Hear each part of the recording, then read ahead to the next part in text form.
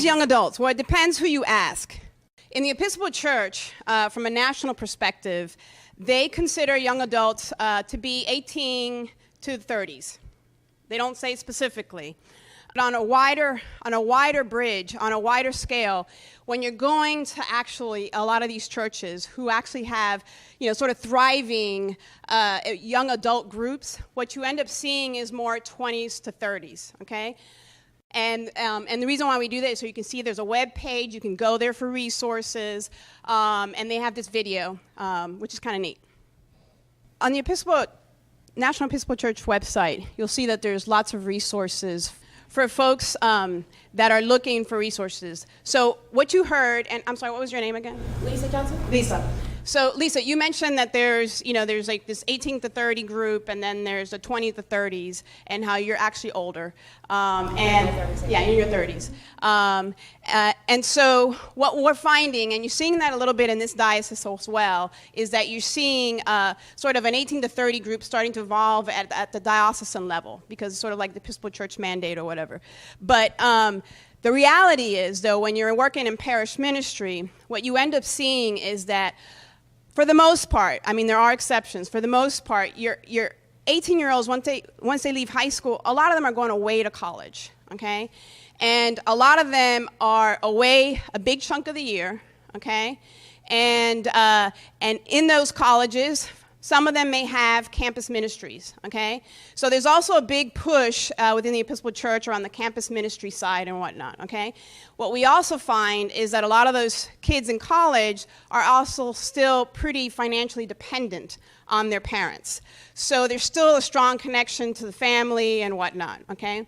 What I found is when you're doing parish ministry, what you end up seeing more than anything is sort of that 20 to 30s group, okay? And that was my experience both as a young adult when I found the Episcopal Church. I was living alone, I was financially independent, but I was going to grad school and working at the same time in a new city, and I was looking for community, and a friend invited me to the Episcopal Church. And I got really involved, and that's how I got involved in the Episcopal Church, and now I've been in the Episcopal Church for 20 years, okay? And now here I'm an Episcopal priest. So it was a transformational and important part of my life. And so what you need to decide first and foremost is what are your needs in your church? I mean, a lot of your 18, 19, 20-year-olds, are they going away? And does that college have a campus ministry? Okay? If they do, that's a great way. One of my friends who went to seminary with me is the chaplain at a college ministry in Texas, and it's an amazing job. So you get to be with them, and it's very geared very differently, okay? A lot of the stuff that we're doing in the 20s and 30s is different. I mean, a lot of times we're going out to eat, and we're drinking, and we're doing fellowship. Teresa's going to have an opportunity to talk about her stuff. But what I wanted to do now is give you a little bit about my story and about what my young adult experience was and how transformational it was within my church. And then each of us are going to share a little bit about our stories, okay? So when I actually grew up in a Catholic house and was very involved. I stayed at home when I went to college, and I actually stayed involved with my youth group, but I actually became a leader in the youth group and helped out chaperoning and doing that kind of work with the youth group. When I moved away into grad school, you're sort of away from your parents, and you start claiming more independence. I was financially independent, and I was really looking for community, okay? And it was a big time in my life where I was searching. I was searching for independence. I was searching for working out some stuff from when I was a kid, working out my faith. I always felt called to ministry, but in the Catholic Church, it's, you're either a nun or, you're just a lay person. And I always felt called, but I wanted to be a priest. And I remember when I told my mom's friend who's a priest, he said, no, you got to be a nun. And I go, well, I want to be married and I want to have kids, and I want to, well, he goes, well, they call you mother. And I'm like, it's not the same thing. And it wasn't going to happen for me. So a friend of mine invited me to the Episcopal Church, And I walked in, it was like the main Episcopal church in Memphis, Tennessee, Calvary Episcopal Church. And it's a huge church, has a big outreach ministry to the homeless. They do feedings, huge choir, huge youth group. I went in there and I saw a female clergy, and I didn't know much about the Episcopal Church. And I sat in worship and I'm like, this could work. It's familiar. The theology is kind of the same, but their polity is different. They accept women, and they had an integrity group, and that was important to me because I had a brother who was gay and was agnostic because of how he wasn't accepted in the Episcopal Church. And so I was like, wow, and they have the support group for these guys, and this is amazing. And it became my church home, and within 4 months I was received, and it's been my church home ever since. I got very involved with their young adult group, and what it was, a bunch of the young adults would get together and go for breakfast on Sunday, after Sunday worship, and then, we would help out with the youth group, or we would plan Habitat for Humanity, and we just did tons of stuff, and then I got involved being a leader at Canuga, so I went to Canuga for the first time as a leader. I didn't go as a teenager, but I went as an adult, and I went on my first Vicari, because they had a Vicari ministry there. And I led my first Vicari, and as you can see, it was very transformational for me, because now here I am as an Episcopal priest. It doesn't matter if you're Jewish, Presbyterian, Episcopalian, I think all of them will say the same things. And when we get to Teresa's presentation, you'll see that her group is made up of lots of different people. So, and I would say that was kind of, in a nutshell, me as a young adult. That was what I was searching for. I was searching for something meaningful, not just worship, but just something that, it was love through action. Like you can't just, talk the talk. You have to walk the talk. You have to walk the walk, and you have to do the work, So there's certainly an element of doing justice, of doing outreach and whatnot that was important for me, and it's important for a lot of folks in that age group. It's the age, and I'm still a little bit like that, and that's why I enjoy young adult ministry, is they're idealistic, and they want to change the world, and they want to do good, okay? So when I started my first job, and that was All Saints, right after I got ordained, what I noticed is that at that particular time, there was zero talk in the diocese about young adult at the diocesan level. And there was a handful, and when I say handful, like 2 to 4, maybe 5 folks in the 20 to 30s age group that came to All Saints. All Saints was an interesting church. It was very progressive, very accepting, very open, very welcoming. So it attracted a certain type of person. And so there was a group of people there, and so all I did was get together and have meals at my house, or get together over drinks and start talking. And then we brainstormed some ideas and created something called Theological Brew, where we would meet once a month over drinks and food on a Friday night and talk about important issues. And then plug into doing some outreach things, and then do other special things, maybe go to lunch after church. So just real basic sort of stuff like that. And what I found was they would tell people, and then a couple more young adults would come to church. And what I started seeing is we didn't get the 18, the 20s or whatnot, but we did get is folks that had either moved to the area and who were working there looking for community, or we got people that were going to FAU or to Nova for graduate level degrees, and they were also working, who were looking for community, who were looking for exactly the stuff that she was talking about. And someone would invite them to Theological Brew, and then they started worshiping at All Saints. And like most young adults, don't expect them to be at church every Sunday. It's probably about 50%, 50% of the time they're at church on a month, okay? And that's really good. Because they're busy. They're working and they're going to school, okay? So they're busy. What I learned is that in order to keep in contact with these very busy people is that you have to be creative about how you contact them. So certainly email was always a good one. Facebook is wonderful.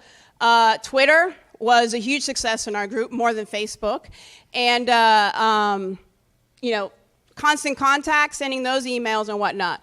So I created, and we came up with this fun name, Southeast Episcopal Young Adults, with the idea being that even though what we started was really like an All Saints thing, that this would really branch out to be more inclusive, that all young adults within the Southeast Diocese could connect, and this would be sort of a meeting place where they could share their ideas and thoughts. So the webpage is up there. We need more folks who can help post stuff and be involved. So it does exist, and that's one vehicle, okay? I left All Saints to follow a new call here. And one of the things that attracted the rector here, Father Sherman, was that I was doing some of this young adult ministry. And what he asked me to do is, can you do something like that here? And I'm like, sure, let's see what young adults are here. And so sure enough, there are some young adults that are here. And they're in that 20s to 30s age group, okay? So we've got, and what you'll find, it's a diverse group. You'll see certainly those that are going to school and working. You'll see some that are married and working. Derek and his wife, Catherine, were pretty involved in the young adult group down at All Saints. I had one mom who was a single mom, 27, single mom, who was working in the area, was looking for community, both for her daughter and for herself.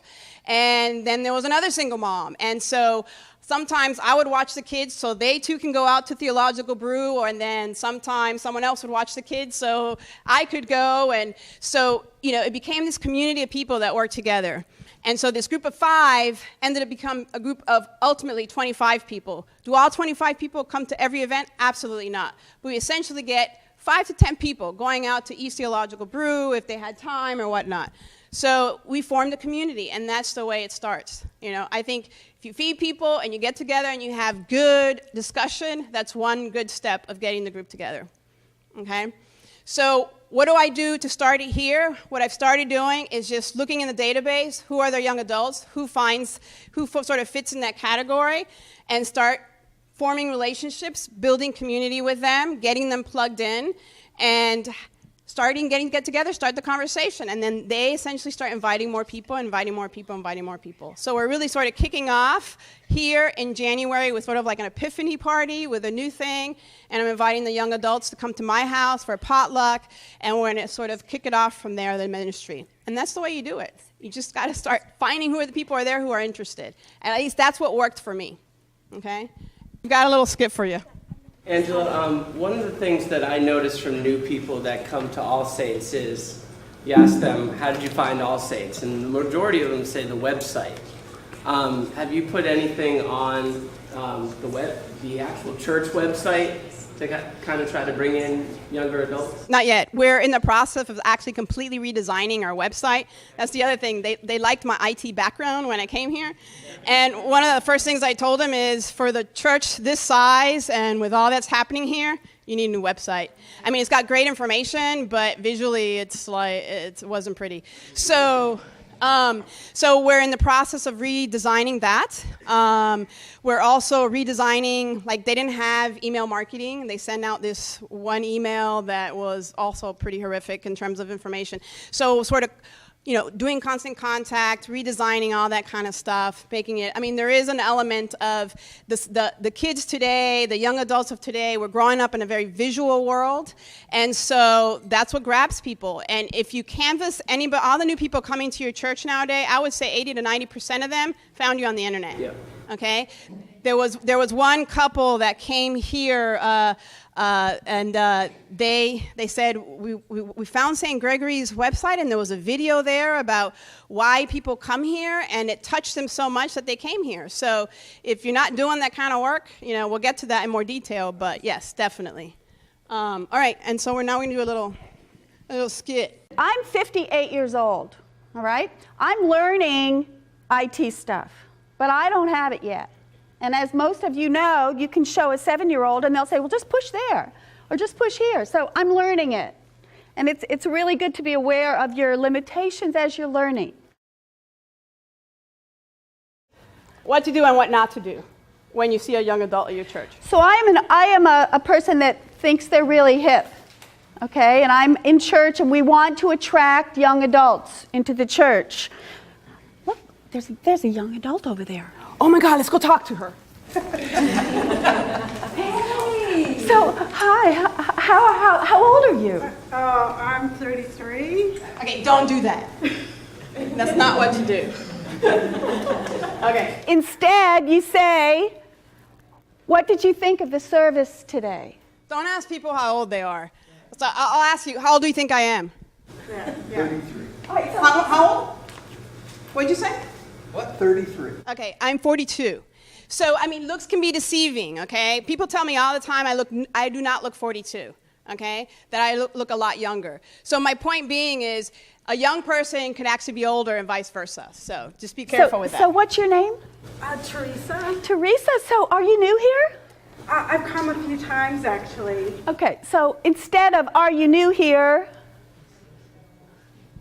you say, I don't think we've met yet. My name is, so that you're not, Well, not just that, but you won't want to make them feel like, oh, they haven't noticed that I've been here for a month. You're like, oh, I haven't met you yet. What's your name? Okay, to engage conversation. It's friendlier than, hey, never seen you. Yeah. Well, and we were saying before when we were working through this, it's kind of like dating. You don't want to freak somebody out and make them think you're stalking them. So it's the same thing with young adults at the church. Yeah, don't seem desperate, I guess, is the main thing. Another one is, so when are you planning on having kids? No. Okay. So instead of that, it's what brought you here today. What brought you here today? Yeah, so what brought you here today? What do you like about St. Gregory's or Trinity or whatever it is, okay?